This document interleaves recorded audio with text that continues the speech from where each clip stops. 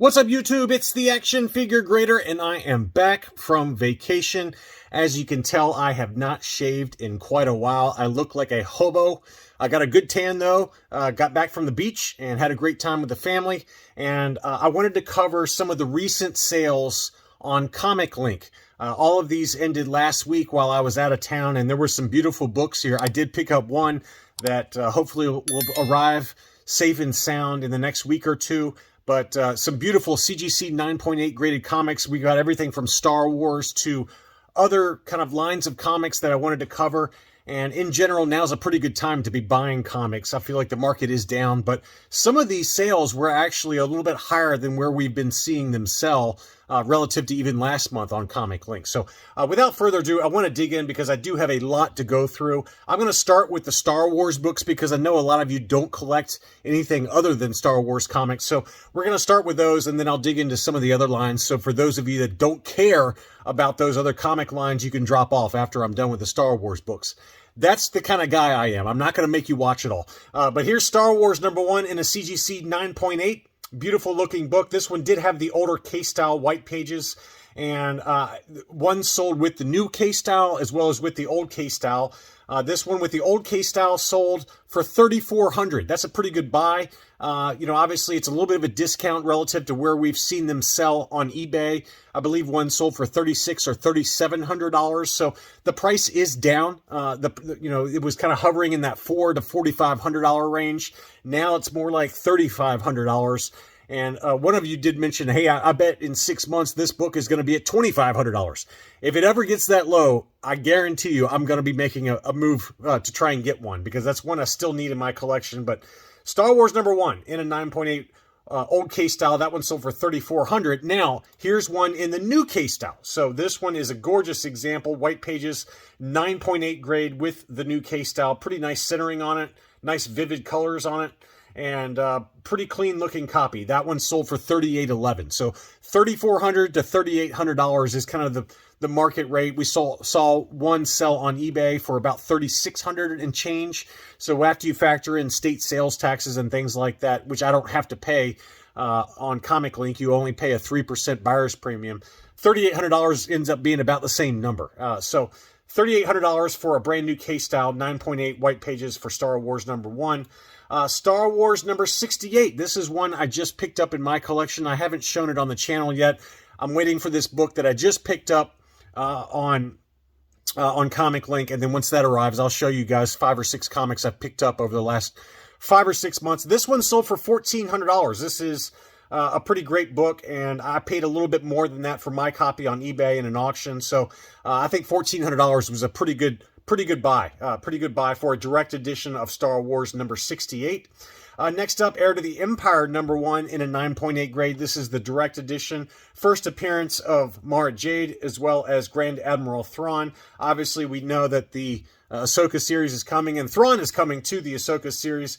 This one sold for $858, and that's about the going rate right now, between $800 and $900 on eBay. So I think that was a pretty good buy, and this book has certainly gone down over the last 6 to 9 months. It was kind of trading around $1,100 or so, $1,200.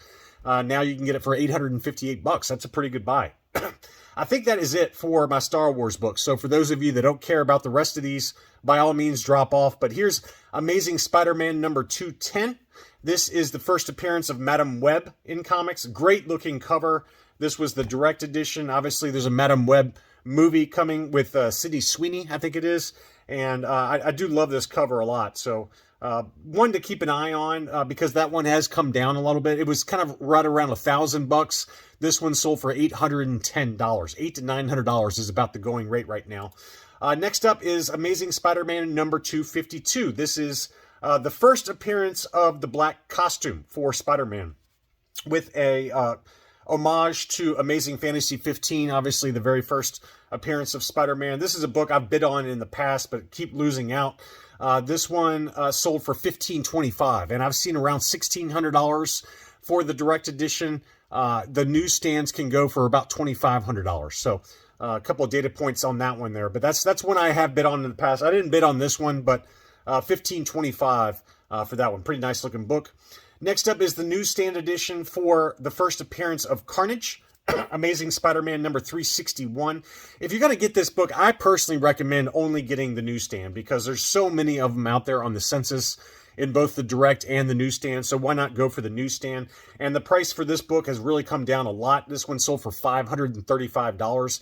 This one was going for over $1,000 during the Venom 2 kind of hype, and obviously Carnage dies in Venom 2, so this book has come back down to earth a little bit, but it's a classic book, Mark Bagley cover. Hard to not want this book in your collection if you are serious about some of these key issues. So newsstand, Amazing Spider-Man 361. Again, that one sold for $535. That's about as low as it gets. It seems like $500 to $550 is about the going rate for that one. Next up, this is an interesting one. This is Avengers number 196, the first appearance of Taskmaster.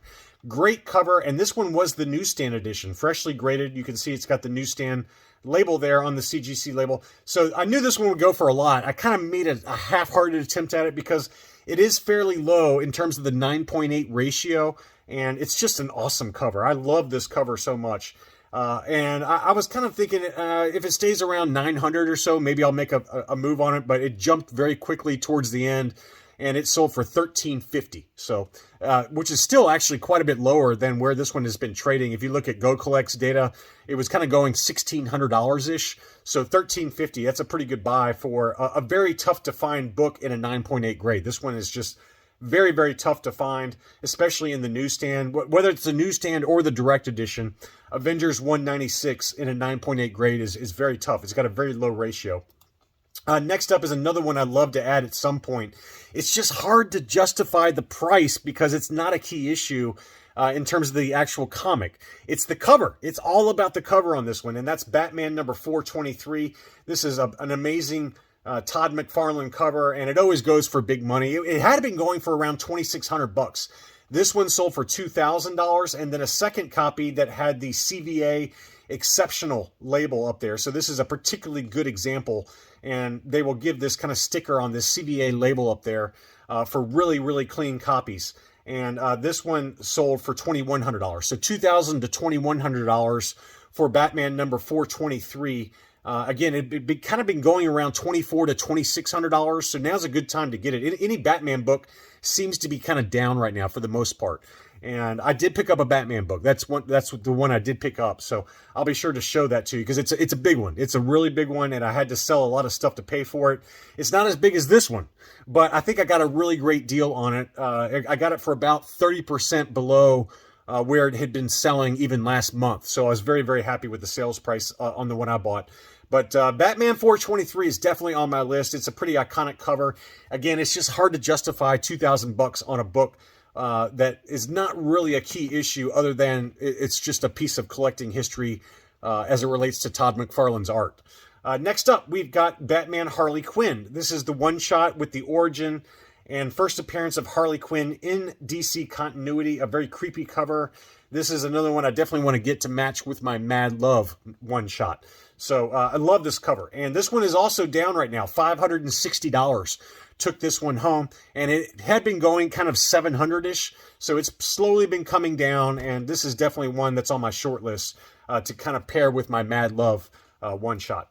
Next up, Vengeance of Bane. This is another one that's super cheap right now. This is the origin and first appearance of Bane in comics. A fantastic cover. Very plentiful. Very easy to find this book in a 9.8 grade. This one sold for $335, which is very, very good deal. That's a great deal. It had been kind of going $400 to $450, and $335 for that book is a really, really good buy, and I think now's a great time to buy this one if that's one you're looking for. Next up, this is a tough one to find in a 9.8. These don't come up that often. They're not like super rare, but this is one I remember from my childhood, and I really wanted to bid on this one, but I ended up going for another book that was a little bit bigger than this one.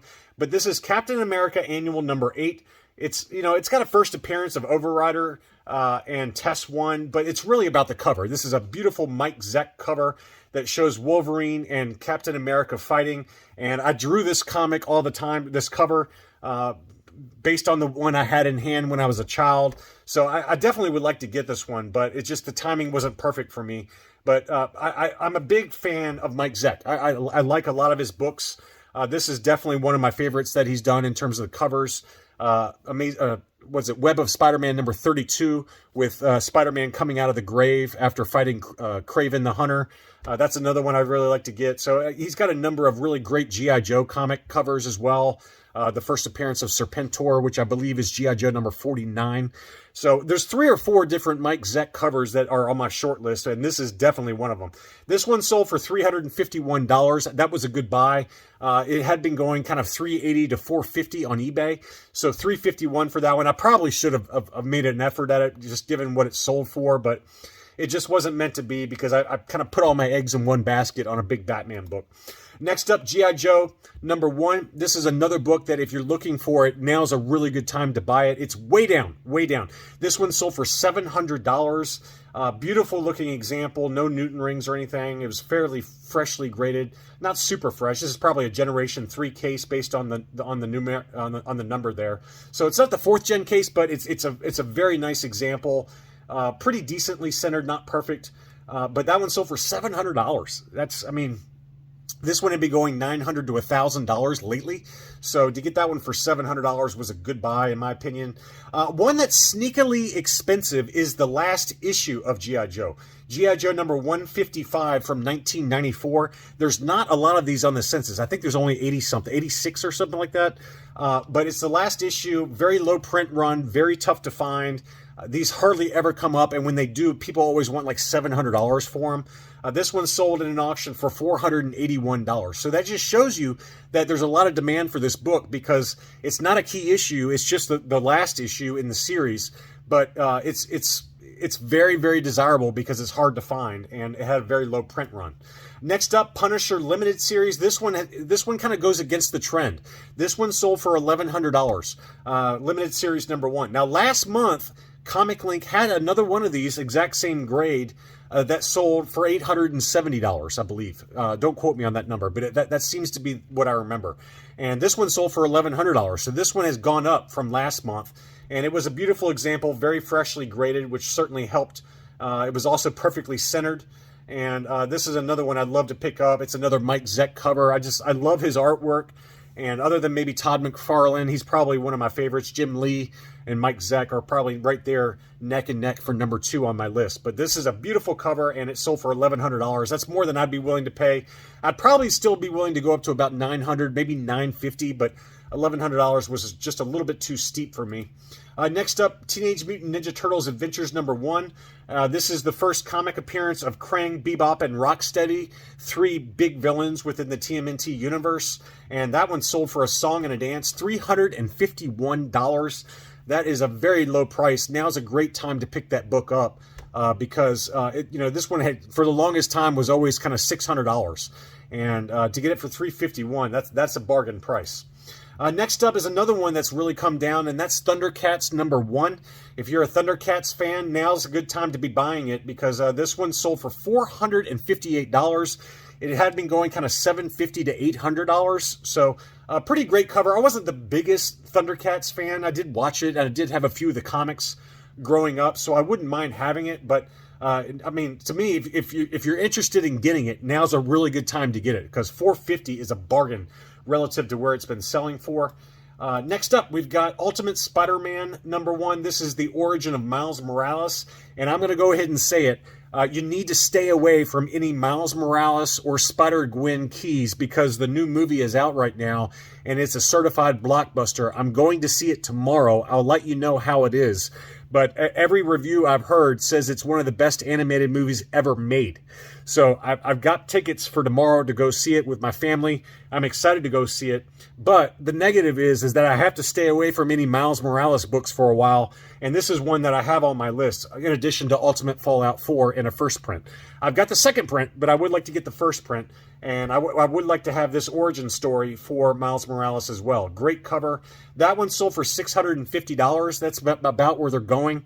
But, every Miles key, every Spider-Gwen key, Edge of Spider-Verse number 2, the first appearance of Spider-Gwen, all of those books are way up right now. So you probably want to stay away from anything related to the Spider-Verse or Miles Morales or Spider-Gwen for about 6 months while this movie kind of plays out because it's a certified blockbuster and you know, every book seems to be on the way up right now.